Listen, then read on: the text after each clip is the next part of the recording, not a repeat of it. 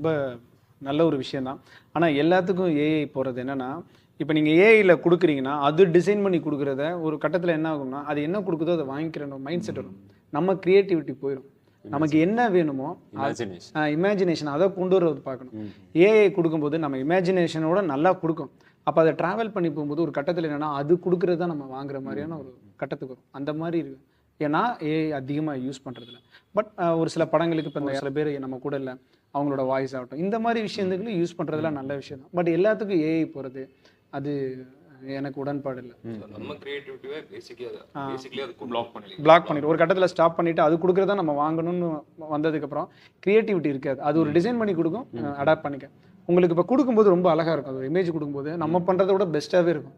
But என்னன்னா ஃபியூச்சரில் பார்த்தீங்கன்னா நம்மளால் பண்ண முடியாது. எல்லாமே ஒரு மிட் ஜர்னி இந்த மாதிரிலாம் ஏஐ பண்ணலாம்.